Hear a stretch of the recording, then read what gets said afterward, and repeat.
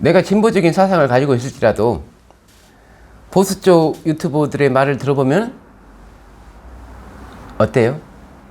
일리는 있어요. 일리가 있죠. 우리 쪽 말을 들어봐도 일리가 있고 저쪽 말을 들어봐도 일리가 있죠.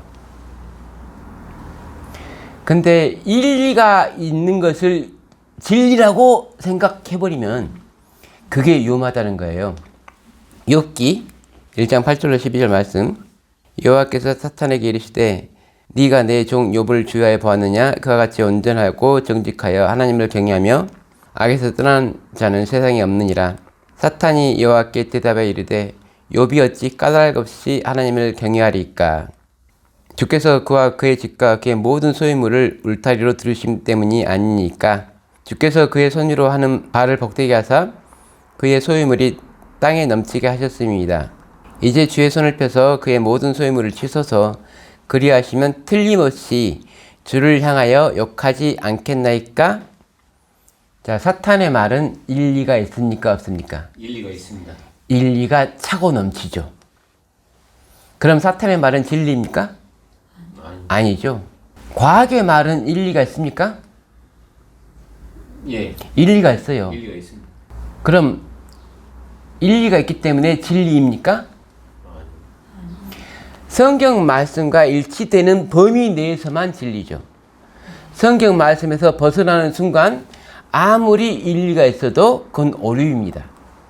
그런데 그리스도인이라는 사람이 일리와 진리를 구별하지 못하면, 그러니까 일리가 있다는 것만으로 그걸 진리라고 생각해 버리면, 창세기 1장을 보고 하나님 말씀이 진리니까 그걸 따라야 되는데 과학의 말을 들어보니까 과학의 말도 일리가 있죠. 그 일리를 진리라고 생각해 버리면 보수가 점점 자라서 극우가 되잖아요. 극단이 되는 거예요. 저도 보수 유튜버들의 방송을 들어보면 아, 정말 일리가 있다. 근데 좀 더 알아보면 일리는 있는데 그게 진실은 아니다. 근데 일리가 있는 것을 진리라고 생각해 버린 사람들은 거기에 빠지는 거예요. 일리가 있다고 그걸 진리라고 믿어본 사람은 진짜 진리를 오류로 단정해 버려요. 참 무서운 거죠. 하늘의 천사들이, 사탄을 추종하는 천사들이 사탄의 말이 일리가 있기 때문에 추종했죠. 예. 근데 결국은 일리는 있지만 진리가 아니기 때문에 쫓겨난 거예요. 많은 사람들은 일리와 진리를 혼동해서 아직도 일리 있는 정치적인 말, 일리 있는 과학의 말에 현혹되어서 진리를 버리는 삶을 살고 있더라. 일리를 진리라고 인식하게 되면, 자기의 생각이 진리라고 인식하게 되면, 오류가 진리라고 인식하게 되면 진리를 오류라고 확신하게 된다. 진실로 그는 오류를 진리라고 생각하고 진리를 오류라고 강하게 믿고 있다. 거짓말을 자주 반복하면 거짓말이 진리가 돼버리죠. 진짜 믿어요. 오류를 진리라고 진짜 믿는다고.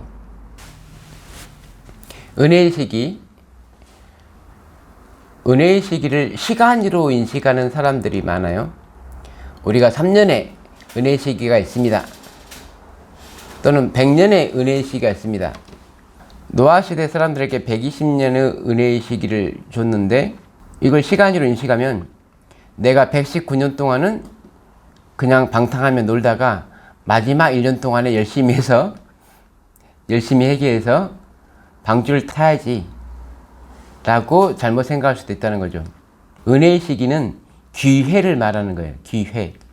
제가 은혜의 시기를 한자로 두 개 써놨죠. 하나는 어떤 일이나 현상이 진행되는 시점이나 때, 하나는 시간의 기회, 이렇게 두 가지를 써놨습니다. 와이프는 에너신에서 거의 프로베이션이라고 집행유예라는 뜻이에요. 은혜의 시기는 다른 뜻이 아니고 우리는 형 집행을 유예받았다. 그러면 집행유예 5년 또는 집행유예 3년 걸잖아요. 그러면 이게 기간으로 보이잖아요. 근데 집행유예 3년이면 내가 3년 동안에 뭐 해야 되냐면 3년 동안 죄를 지으면 안 되죠. 근데 집행유예를 받은 지 첫날 죄를 지었다. 그럼 어떻게 되는지 아세요? 집행유예가 끝나는 거예요. 첫날로. 3년 동안의 시간을 보장받은 게 아니고 3년이라는 기회를 준 거예요. 근데 그걸 시간으로 인식하면은 문제가 된다는 거죠. 이사야 49장 8절 여호와께서 이같이 이르시되 은혜의 때에 내가 너에게 응답하였고 구원의 날에 내가 너를 도왔도다. 이 말씀을 바울은 고린도후서 6장 2절에서 이르시되 내가 은혜 베풀 때에 너에게 듣고 구원의 날에 너를 도왔다 하셨으니 보라 지금은 은혜 받을 만한 때요 보라 지금은 구원의 날이로다. 바울은 은혜의 시기를 어떻게 생각했냐면 오늘, 그러니까 기간이라고 생각하지 않고 이 시점, 타이밍이라고 생각했어요. 히브리서 두 말씀으로 한번 더 생각해 봅시다. 히브리서 12장 16절 17절 혹 한 그릇 음식을 위하여 장자의 명분을 판 에서와 같이 망년된 자가 없도록 살피라. 너희가 아는 바와 같이 그가 그 후에 축복을 이어받으려고 눈물을 흘리며 구하되 버림바가 되어 회개할 기회를 얻지 못하였느니라. 은혜의 시기는 기회예요. 근데 이걸 시간으로 인식해버리면 에서를 보세요. 에서에게는 그 뒤로도 시간이 주어졌잖아요. 근데 어떤 기회를 지금 잃어버린 거죠? 예, 장자의 권리에 대한 기회를 영원히 잊어버린 거죠. 그걸 팥죽 한 그릇에서 팔아먹었잖아요. 왜 팔아먹었을까? 예, 장자권을 업신여겼기 때문에, 진리의 가치를 이해하지 못했기 때문에.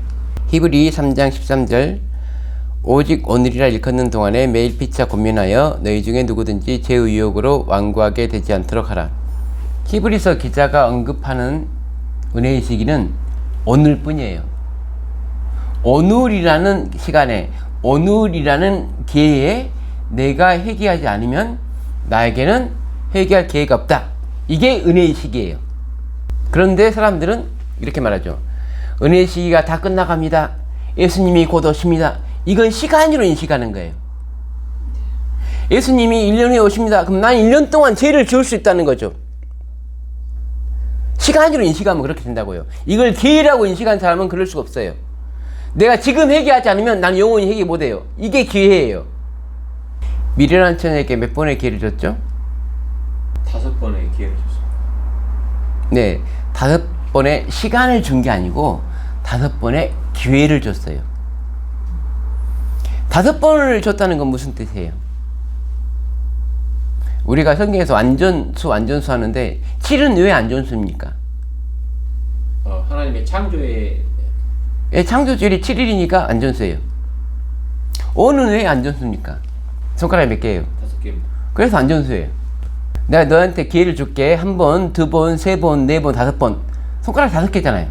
그래서 5가 안전수예요. 이 말은 뭐냐면은 내가 기회를 줄 만큼 다 줬다는 뜻이에요. 시간을 공평하게 주는 게 은혜의 시기 아니고 기회를 공평하게 주는 게 은혜의 시기. 마태복음 24장 21절에 이는 그때에 큰 환란이 있겠음이라. 창세로부터 지금까지 이런 환란이 없었고 후에도 없으리라. 그 날들을 감하지 아니하면 모든 육체가 구원을 얻지 못할 것이나 그러나 택하신 자들을 위하여 그 날들을 감하시리라. 시간을 많이 주시면 우리가 구원받기 더 불리해요. 시간의 문제가 아니라 기회의 문제라는 걸 인식하시고, 어떤 분이 교회를 떠난 이유가 저 교회 보니까 교회가 타락했습니다. 그래서 나는 나왔습니다. 그럼 교회의 문제인가? 아니면 나온 그 사람의 문제인가? 우리가 교리적인 문제로 그 교회를 떠나는 그건 당연히 해야 될 일이에요. 교리가 다르면 우리는 분리를 해야 돼요. 이건 분리를 하지 않으면 큰일 나요. 근데 저 교회가 도덕적으로 타락했으니까 내가 분리해야 된다? 라는 생각은 교회의 문제가 아니라 그 성도한테 문제가 있을 수가 있다는 거죠. 그러고 물어보고 싶어요. 교회가 타락해서 나왔습니다 라는 분한테 이렇게 물어보고 싶다고요. 그 교회 다닐 때 52기억절 한번 외운 적 있어요? 그 교회 다닐 때 52기억절 외운 적 있냐고요. 그러면 교회의 문제가 아니에요. 이 성도가 문제란 말이에요. 교회가 타락했다고 떠나는 그 성도가 더 문제가 있는 성도란 말이에요. 바리새인들이 어떤 교회를 방문했냐면 예수 그리스도께서 목사로 계시는, 목회를 하시는 담임 목사로 계시는 교회를 갔어요. 딱 갔는데 누가 있냐면은 몸 팔던 창기가 있어요. 쪄서 보니까 세리 마트가 있어요. 세리들과 창기들과 죄인들이 모여 있어요. 도덕적으로 타락한 교회에 안 타락한 교회예요. 도덕적으로 타락했죠, 그 교회는. 그래서 바리새인은 그 교회를 떠났어요. 여러분이 재림교회가 타락했기 때문에 떠나는 건 바리새인 심보란 말이에요. 그 교회 사람이 문제가 있냐고요? 아니죠. 바리새인한테 문제가 있다니까요. 교리적인 타락을 했기 때문에 떠나는 건 정상적인 거예요. 근데 도덕적인 타락을 했다고 떠나는 사람들한테는 교회가 문제가 있는 게 아니라 그 사람한테 문제가 있다고요. 계시록 2장 21절 또 내가 그에게 회개할 기회를 주었으되 자기의 음행을 회개하고자 하지 아니하는도다. 시간을 준 게 아니고 기회를 준 거예요. 시간을 제가 주면 안 된다니까요. 3년이라는 시간을 주면 2년 11개월 동안 놀 거잖아요. 그래서 시간을 주는 게 아니고 기회를 주는 거예요. 오늘의 이 기회를 활용하지 못하면 다음 주에도 똑같다니까요. 오늘 바뀌지 않으면 다음 주도 똑같은 삶을 산다고요. 달린 행악자 중 하나는 비방하여 이르되 네가 그리스도가 아니냐 너와 우리를 구원하라 하되 하나는 그 사람을 꾸짖어 이르되 네가 동일한 정죄를 받고서도 하나님을 두려워하지 아니하느냐 우리는 우리가 행한 일에 상당한 보응을 받는 것이니 이에 당연하거니와 이 사람이 행한 것은 옳지 않은 것이 없느니라 하고 이르되 예수여 당신의 나라에 임하실 때에 나를 기억하소서 하니 예수께서 이르시되 내가 진실로 너에게 이르노니 오늘 네가 나와 함께 낙원에 있으리라 하시니라. 교회는 두 사람이 똑같이 섰죠. 예수 그리스도를 시인하여서 낙원에 갈 수 있는 기회는 두 강도에게 똑같이 주어졌어요. 시간이 주어진 게 아니에요. 만약에 시간이 주어졌다면 믿었던 강도가 또 타락할 수도 있죠. 그래서 시간은 우리한테 항상 불리해요. 기회만 잘 잡으면 되는데 두 강도에게 똑같이 기회가 왔어요. 한 강도는 그 기회를 놓쳐버렸고 한 강도는 그 기회를 붙잡았어요. 당신의 나라에 임하실 때 왕이라는 예수가 있고 유대인의 왕이라는 예수가 있고 왕은 나라의 주인이죠. 근데 왕이 죽어버리면 그 나라는 주인 없는 나라가 되죠. 그런데 당신의 나라에 임하실 때 아무도 그 상황에서 심지어 예수 그리스도의 제자들도 이제 우리의 왕은 죽는구나, 우리의 그리스도는 죽는구나, 우리의 나라는 끝나는구나, 우리는 그가 이스라엘을 회복할 자라고 믿었는데 끝나는구나 라고 생각했을 때 딱 한 명, 이 강도는 눈앞의 상황이 안담함에도 불구하고 하나님의 나라가 그분으로 인해서 회복될 걸 믿었단 말이에요. 이런 믿음은 진리에 대한 사모함이 없이는 생길 수가 없어요. 사람들은 왜 믿음이 없느냐? 진리의 가치를 이해하지 못하기 때문에, 진리에 대한 갈급함이 없기 때문에. 믿음은 날마다 자라져야 되는데 믿음의 근간이 되는 토대를 쌓아놓지 않았기 때문에 이에 스스로 돌이켜 이르되 내 아버지에게는 양식이 풍족한 품꾼이 얼마나 많은가. 나는 여기서 뒤로 죽는구나. 내가 일어나 아버지께 가서 이르기를 아버지 내가 하늘과 아버지께 죄를 지었사오니 지금부터는 아버지의 아들이라 일컬음을 감당하지 못하겠나이다. 나를 품꾼의 하나를 보소서 하리라 하고. 창자는 회개할 기회를 언제 얻었습니까? 자기에게 있는 돈이 다 떨어졌을 때, 자기가 더 이상 할 수 있는 일이 하나도 없을 때, 그때 회개했죠. 우리가 가지고 있는 모든 거에 대한 희망을 버렸을 때, 우리가 뭔가를 스스로 할 수 있다는 생각이 틀렸다는 걸 깨달았을 때, 내가 죄인의 괴수라는 걸 깨달았을 때, 나는 무가치하고 나는 정말 쓰잘데기 없고 필요 없는 불필요한 사람이라는 걸, 행악자라는 걸 내 스스로가 깨달았을 때, 그때 그것은 하나님이 우리에게 주는 기회라는 거죠. 복 있는 사람은 악인들의 꾀를 따르지 아니하며 죄인들의 길에 서지 아니하며 오만한 자의 자리에 앉지 아니하고 오직 여호와의 율법을 즐거워하여 그의 율법을 주야로 묵상하는도다.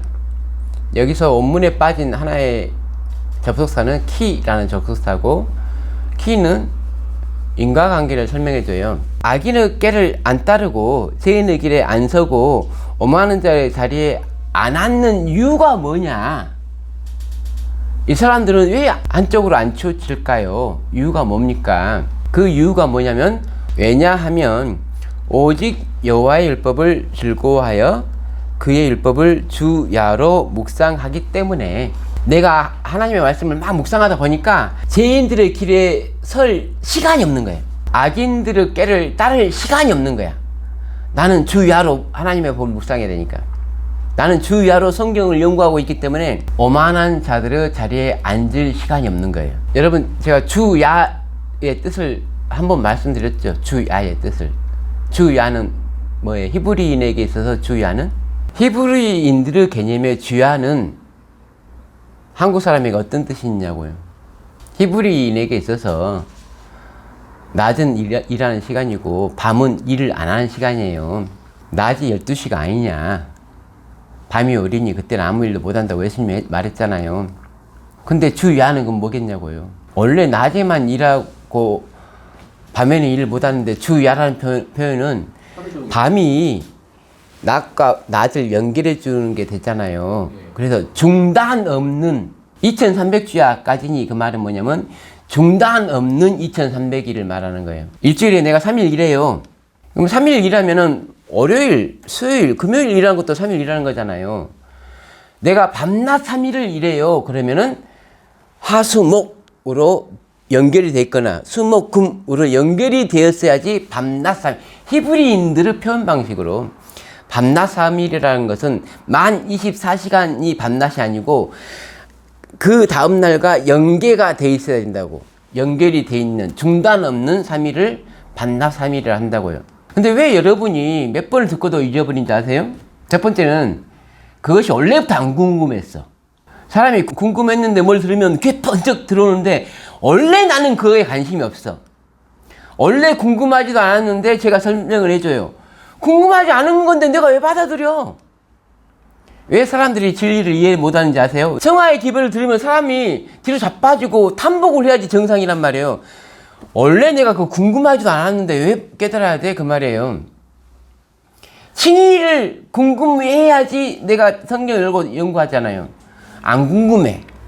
진리가 안 궁금하다고요. 너희는 예루살렘 거리로 빨리 달리며 그 넓은 거리에서 찾아보고 알라. 너희가 만일 정의를 행하며 진리를 구하는 자를 한 사람이라도 찾으면 내가 이 성읍을 용서하리라. 예루살렘은 어떤 사람 한 명이 없어서 멸망했습니까? 여러분은 진리를 구하십니까? 별로 아닌 것 같아. 진리를 구했다면은 밤낮 3일 금방 알지. 원래부터가 안 궁금했다니까요? 성경 말씀이 왜 그럴까 궁금증을 가지고 있어야 되는데 듣고도 잊어버린 건 원래 처음부터 궁금하지 않았기 때문에. 우리는 하나의 교회로서 완전해야 돼요. 각자의 역할을 잘 수령해서 완전한 교회가 되어야 되는데, 그가 어떤 사람은 사도로, 어떤 사람은 선지자로, 어떤 사람은 복음 전하는 자로, 어떤 사람은 목사와 교사로 삼으셨으니 이는 성도를 온전하게 하여 봉사의 일을 하게 하며 그리스도의 몸을 세우려 하심이라. 우리가 다 하나님의 아들을 믿는 것과 아는 일에 하나가 되어 온전한 사람을 이루어 그리스도의 장성한 분량이 충만한 데까지 이르리니. 장성한 분량이라고 하는 건 뭐냐면 어린아이가 자라잖아요. 언제까지 자라요? 네, 성인이 됐을 때까지 자라는 거죠. 그래서 우리는 지금 어린아이인데 계속 자라서 어른 될 때까지, 그리스도의 장성한 분량이 충만할 때까지 자라야 되는데, 문제는 뭐냐면은 이게 시간이 흐른다고 저절로 키가 커지는 게 아니라는 거예요. 그리스도의 키는 내가 신앙 3년 하면 이만큼 컸다가 신앙 30년 하면 완전히 자라는 키가 아니라는 거예요. 그 역할을 내가 수행하지 못하면 영원히 어린아이로 사는 거예요. 우리는 진리를 아는 일이 하나입니까? 하나가 되고 싶어도 어떤 사람은 진리를 모르고 어떤 사람은 알아요. 그럼 하나가 될 수 없죠. 그럼 분리가 돼야 된다고요. 진리를 사랑하는 사람과 진리를 궁금해하지 않는 사람과는 분리가 돼요. 그건 누가 하냐? 하나님이 하시죠. 고기를 낚아서 좋은 고기, 나쁜 고기 분리를 시키잖아요. 교회가 하는 일이 그거예요. 천국은 어떤 사람이 뭐뭐뭐뭐 한 것 같으니, 그래서 천국이 하는 일은 나누는 거예요.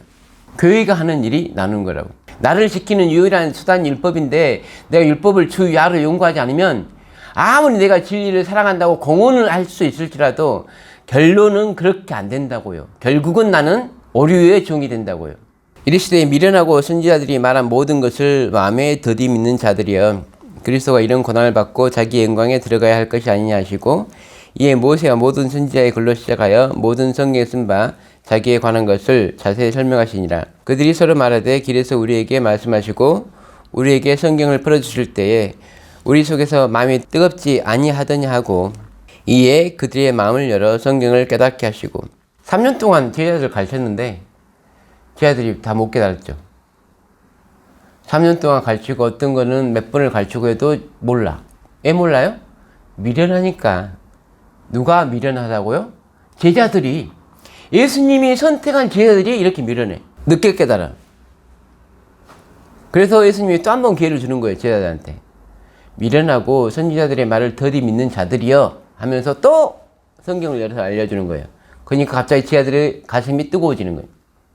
미련한 사람은 진리를 깨달으려고만 하면 하나님께서 기회를 주실 때 깨달을 수 있어요. 몇 번이나 기회를 주신다고요? 5번. 5번이라는 숫자는 무슨 숫자라고요? 그 사람이 깨달을 수만 있으면 깨달을 때까지 준다는 거죠. 그 주인이 대답하여 이르되 악하고 게으른 종아 나는 심지 않는 데서 거두고 해치지 않은 데서 모으는 줄로 네가 알았느냐? 이 무익한 종을 바깥 어두운 데로 내쫓으라. 거기서 슬피 울며 이를 갈리라 하니라. 미련한 처녀에게는 5번의 기회를 주신 주님이 악하고 게으른 종에게는 단 한 번의 기회로 끝냅니다. 우리가 믿음의 씨를 뿌려서 날마다 자라죠. 그러면 한 이 정도 자랐을 때는 우리가 깨닫지 못할 수 있어요. 어떤 부분은. 근데 한두 개 정도 깨달은 거죠. 이 정도 자라면 한 서너 개 정도 깨달은 거예요. 근데 아직도 깨달을 게 많죠. 그렇게 날마다 자라는 사람과 이 씨앗이 아예 발알 안 해. 한 달란트를 땅에 못 들었는데 그 한 달란트가 2달란트가 될 수가 없는 거예요. 그런 종은 시간과 기회를 아무리 준다 할지라도 안 되는 거죠. 그래서 한 번의 기회로 악하고 게으른 종이라는 선고를 받게 됩니다. 그리고 착하고 충성된 종들과 분리를 시키죠. 정부와 공직자의 한 시간은 5,200만 국민의 시간, 5,200만 시간과 맞먹는 가치를 지닌다. 이 말 자주 들어보셨죠? 예. 우리의 한 시간은 몇 시간과 맞먹습니까?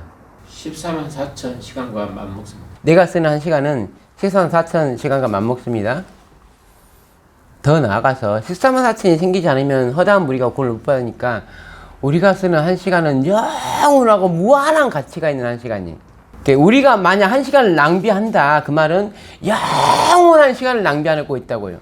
진리를 가르쳐야 되는데 왜 하나님께서는 똑똑한 사람을 먼저 부르는 게 아니고 우리처럼 미련한 사람을 먼저 불렀나? 미련한 사람한테는 시간이 필요하고 기회가 필요하다는 거죠. 더 배우고 더 깨달을 시간들이 필요하기 때문에. 결론은 우리가 미련할지언정 게으르고 악한 사람은 되지 맙시다. 우리가 야곱처럼 실수로 거짓말하고 그럴지언정 에서처럼 망령된 자는 되지 맙시다.